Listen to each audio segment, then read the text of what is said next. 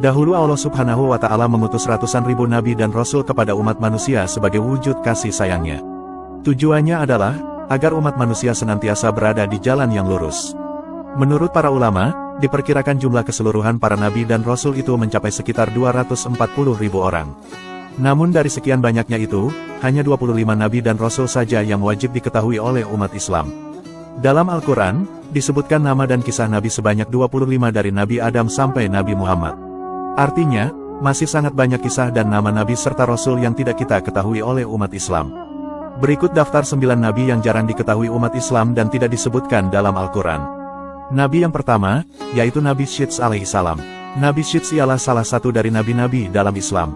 Beliau merupakan putra ketiga Nabi Adam dan Hawa serta adik bungsu Habil dan Qabil.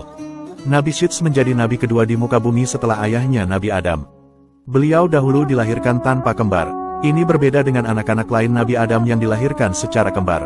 Dahulu, beliau diangkat sebagai nabi setelah Nabi Adam wafat. Imam Ibnu Katsir mengatakan dalam kitab Qasas Al-Anbiya, bahwa nama Syits memiliki arti anugerah Allah. Nama tersebut diberikan karena Nabi Adam dan Hawa mendapatkan karunia putra tersebut setelah terbunuhnya Habil. Nabi Adam sempat memberikan wasiat kepada Syits sebelum beliau meninggal. Beliau menyerahkan tabut yang berisi surga Firdaus, tali yang digunakan untuk mengikat iblis, pedang yang dibawa oleh malaikat Jibril, dan kuda bernama Maimun yang diturunkan dari surga. Nabi Syits juga menerima suhuf. Suhuf ialah lembaran-lembaran yang berisi wahyu Allah yang diturunkan kepada beberapa nabi sebelum Nabi Muhammad. Adapun nabi yang kedua, yaitu Nabi Yusya alaihissalam. Dikisahkan, dahulu saat Bani Israel berhasil keluar dari Mesir, Firaun pun telah gagal mengejar dan tewas. Kemudian, Allah memerintahkan Nabi Musa untuk masuk ke Palestina. Nabi Musa pun memerintahkan Bani Israel untuk masuk ke Palestina dengan cara berjihad. Namun Bani Israel membantah, "Pergilah kamu bersama Tuhanmu dan berperanglah kamu berdua. Sesungguhnya kami hanya duduk menanti di sini saja." Hal ini sebagaimana dijelaskan dalam Quran Surah Al-Maidah ayat 24. Karena Bani Israel tidak mau berusaha, Allah lantas menghukum mereka. Bani Israel lantas tersesat di padang pasir selama 40 tahun. Dalam durasi 40 tahun tersesat itu, generasi Bani Israel yang malas dan bebal akhirnya wafat semua. Kini, muncul generasi Bani Israel baru hasil didikan Nabi Musa, Nabi Harun dan Nabi Yusya. Mereka inilah yang kemudian maju berjihad masuk ke Palestina. Menurut para ahli tafsir, murid yang dimaksud itu ialah Nabi Yusya alaihissalam. Adapun Nabi yang ketiga, yaitu Nabi Irmia alaihissalam. Nabi Irmia ialah keturunan Nabi Harun. Nabi Harun sendiri ialah saudara Nabi Musa. Nabi Irmia adalah seorang nabi yang diperkirakan hidup pada abad ke-7 dan ke-6 sebelum Masehi. Beliau diutus oleh Allah untuk memperingatkan Bani Israel tentang dosa-dosa dan penyembahan berhala mereka. Dalam menyebarkan risalah Islam, Nabi Irmia juga mendapatkan banyak kesulitan. Walaupun Nabi Irmia berusaha memperingatkan Bani Israel, mereka tetap tidak mau mendengar. Di tengah kegundahan itu, beliau pun berdoa, "Ya Allah, aku lemah kecuali Engkau menguatkanku, tidak mampu kecuali Engkau memampukan aku untuk mencapai tujuanku, dan salah kecuali Engkau membimbing langkahku." Nabi Irmia kemudian meminta Bani Israel untuk mempersiapkan bencana yang akan datang, tetapi mereka masih tetap tidak percaya. Mereka malah memenjarakan Nabi Irmia. Akibatnya, azab dan bencana dari Allah itu pun datang. Adapun Nabi yang keempat, yaitu Nabi Syamun alaihissalam. Nabi Syamun ialah seorang nabi dan rasul dari Bani Israel keturunan Yahuda, yaitu anak keempat dari Nabi Yakub. Dahulu, Allah mengutusnya untuk berdakwah kepada orang-orang Romawi yang saat itu kafir dan menentang kekuasaan Allah. Nabi Syamun juga dikenal sebagai seorang muslim yang saleh dan unggul dalam ibadah. Nabi Syamun juga memiliki kekuatan ajaib yang membuatnya tak terkalahkan dalam peperangan. Dia bahkan bisa melunakkan besi dan merobohkan istana dengan tangannya saja. Dia juga memiliki senjata khusus yang terbuat dari rahang unta yang dia gunakan untuk melawan. Namun, Nabi Syamun juga memiliki kelemahan yang berkaitan dengan rambutnya. Dia pernah memberitahu istrinya bahwa jika dia ingin membuatnya lemah, dia harus mengikatnya dengan rambutnya. Istrinya lantas mengkhianatinya dan membocorkan rahasianya kepada Raja Romawi yang ingin menangkap dan membunuhnya. Mereka pun berhasil menangkap dan menyiksa Nabi Syamun. Namun, di saat-saat terakhir hidupnya, Allah mengembalikan kekuatannya. Nabi Syamun pun berhasil menghancurkan istana dengan kekuatannya. Diriwayatkan, bahwa Rasulullah pernah bercerita, "Diperlihatkan kepadaku hari akhir ketika seluruh manusia dikumpulkan di mahsyar. Semua nabi dan rasul berkumpul bersama umatnya masing-masing dan masuk ke dalam surga. Namun, ada salah seorang nabi yang dengan membawa pedang tidak punya pengikut satupun masuk ke dalam surga. Dia ialah Nabi Syamun." Adapun nabi yang kelima, yaitu Nabi Hizkiel alaihissalam. Kisah Nabi Hizkiel memang jarang sekali terdengar di telinga umat Islam. Namun, Imam At-Tabari mengatakan bahwa ia adalah salah satu nabi Bani Israel. Dia datang setelah Nabi Yusya. Nama lengkapnya ialah Hizkil bin Buzi. Ada ayat Al-Quran yang terkait Nabi Hizkial, yaitu Quran Surah Al-Baqarah ayat 243. Menurut beberapa ahli tafsir, ayat di atas ialah kejadian yang terjadi kepada Nabi Hizkial. Ceritanya, Nabi Hizkial sedang berjalan-jalan ke suatu tempat. Ternyata, itu adalah desa kuno yang musnah karena wabah. Allah lantas mewahyukan kepadanya, "Apakah kamu ingin aku menunjukkan kepadamu bagaimana aku menghidupkan mereka kembali?"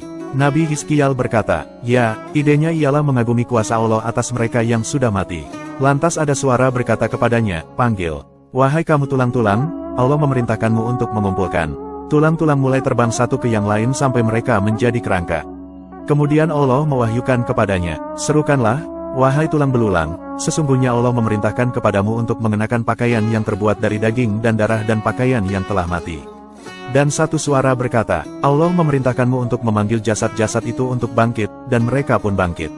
Ketika mereka hidup kembali, mereka berkata, "Maha suci Engkau ya Tuhan, dan segala puji bagimu."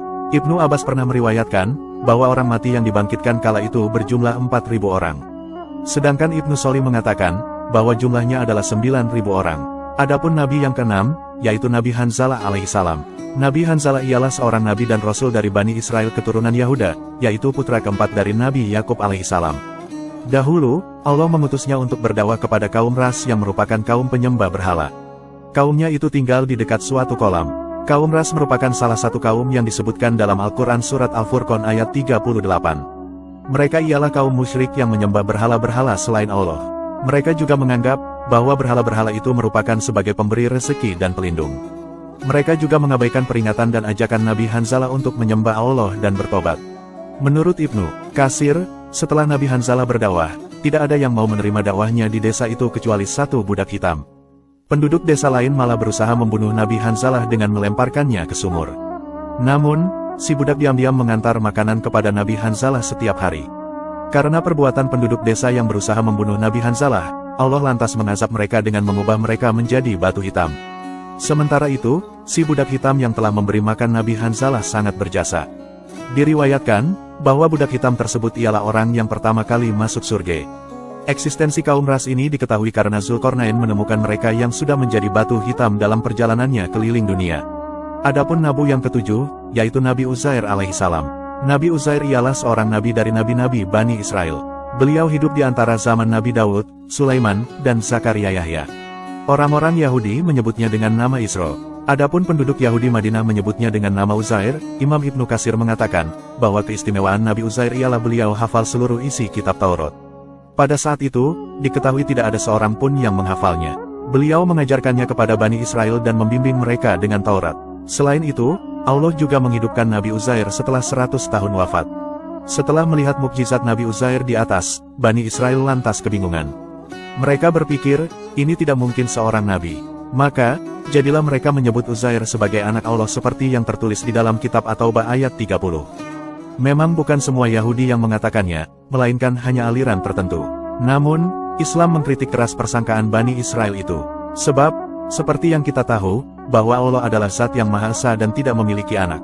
Allah adalah Tuhan yang tidak beranak dan tidak diperanakkan. Adapun Nabi yang ke-8, yaitu Nabi Daniel alaihissalam. Nabi Daniel ialah Nabi yang diutus kepada bangsa Bani Israel. Namanya memang tidak disebutkan dalam Al-Quran, tetapi ada beberapa riwayat yang menyebutkan tentang beliau. Nabi Daniel ialah keturunan Nabi Daud alaihissalam dan hidup pada zaman kerajaan Babel atau Babilonia yang sekarang Irak. Nabi Daniel dikenal sebagai nabi yang memiliki ilmu pengetahuan yang tinggi, terutama dalam bidang astronomi, matematika, dan tafsir mimpi. Beliau juga memiliki kemampuan untuk berbicara dengan binatang. Nabi Daniel mengajarkan tauhid dan berdakwah kepada rakyat Babel termasuk kepada raja-raja yang berkuasa saat itu. Namun karena tipu muslihat para petinggi politik Babilonia, Nabi Daniel dijebloskan ke dalam penjara. Beliau bahkan disatukan dengan singa. Uniknya, singa itu tidak mau menyerang Nabi Daniel dan tetap tenang. Para politikus busuk yang berharap singa memakan hidup-hidup Nabi Daniel malah balik kebingungan. Ibnu Abi Al-Dunya meriwayatkan, bahwa Allah kala itu memerintahkan Nabi Yeremia untuk membuatkan makanan untuk Nabi Daniel yang dipenjara. Namun, Nabi Yeremia bingung.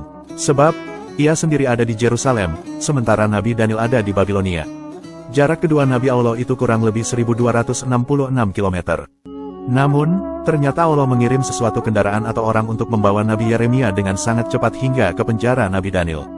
Mengetahui hal itu, Nabi Daniel lantas berkata, "Segala puji bagi Allah yang tidak pernah melupakan saya, dan segala puji bagi Allah yang tidak pernah melupakan mereka yang memohon kepadanya, dan segala puji bagi Dia yang memberi kompensasi kebaikan dengan kebaikan, menghargai kesabaran dengan keselamatan, menghalau bahaya demi kesusahan, meyakinkan kita ketika kita kewalahan, dan merupakan harapan kita ketika keterampilan menggagalkan."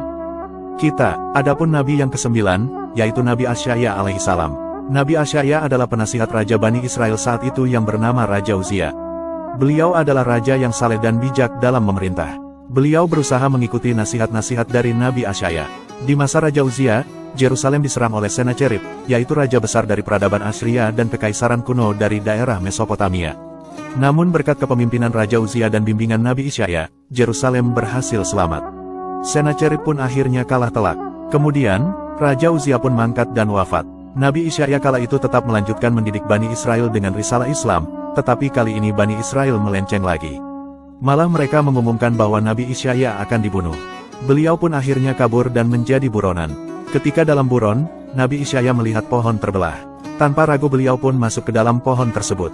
Sayangnya, Bani Israel mengetahui posisi persembunyian beliau karena ada jejak-jejaknya. Bani Israel pun menggergaji pohon itu dan Nabi Asy'aya pun tewas terbelah dua. Itulah kisah penuh hikmah dari para nabi yang terus berjuang di jalan Allah. Semoga kita semua bisa meneladani kesabaran dan perjuangan para nabi terdahulu. Amin.